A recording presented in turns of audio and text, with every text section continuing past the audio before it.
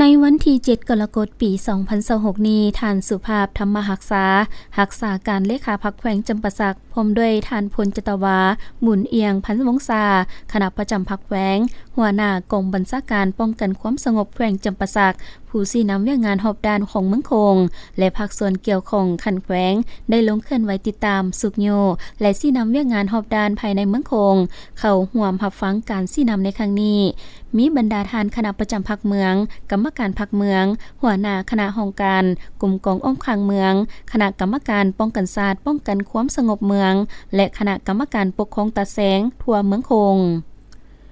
ท่านสาธิตปัสสาพันธ์กรรมการพรรคแขวงเลขาคณะบริหารงานพรรคเมืองคงได้ต่างหน้าให้คณะพรรคองค์การปกครองเมืองคงกล่าวแสดงความต้อนรับอย่างอบอุ่นและความภาคภูมิใจเป็นอย่างยิ่งที่คณะนำคันแขวงได้ลงมาติดตามสุกโยเวียกงานหอบด้านในครั้งนี้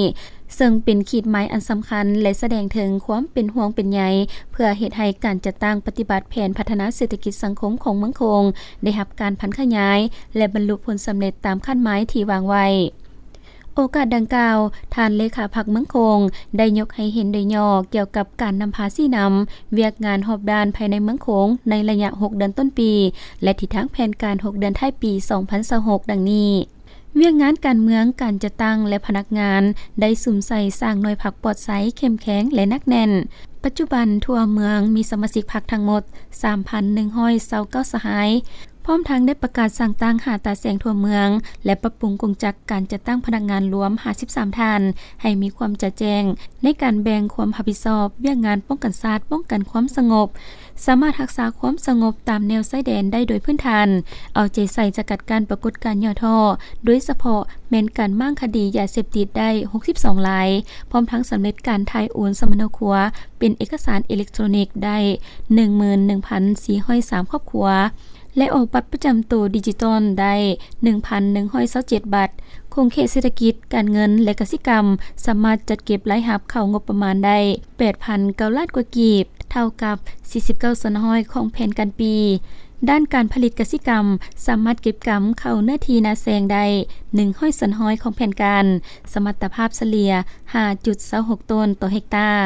ด้านพลังงานเขื่อนไฟฟ้าโดนสะหงผลิตกระแสไฟฟ้าได้103.29 ส่วนห้อยของแผนการและประชาชนมีไฟฟ้าใช้ครบ100ส่วนห้อยทั้ง114บ้านคงเขตวัฒนธรรมสังคมการสอบเสียงเรียนสั้นและจบสั้นประถมมัธยมศกเรียน 2025-2026 สำเร็จ100ส่วนห้อยและมีนักเรียนเก่งสอบเสียงได้อันดับที่2และ3ในระดับคันแขวงด้านการท่องเที่ยวสามารถดึงดูดนักท่องเที่ยวเข้ามาเที่ยวชมเมืองคงได้ทั้งหมด 72,937 คนในนั้นเป็นนักท่องเที่ยวต่างประเทศ 43,691 คนในตอนท้ายท่านสุภาพธรรมรักษาการเลขาพรรคแขวงจำปาสักได้กล่าวมีคำเห็นโอ้ล้มและเน้นหนักทิศชี้นำต่อคณะพรรคองค์การปกครองเมืองคงโดยท่านได้ย่องยอสมเสยต่อผลสำเร็จและความพยายามในการบริหารงานภายในเมืองในระยะผ่านมาที่มีความยุ่งยากนานาประการพร้อมเดียวกันนั้นท่านได้ชี้นำให้คณะนำเมืองคงสืบต่อเพิ่มทวีความสามัคคีเป็นเอกภาพภายใน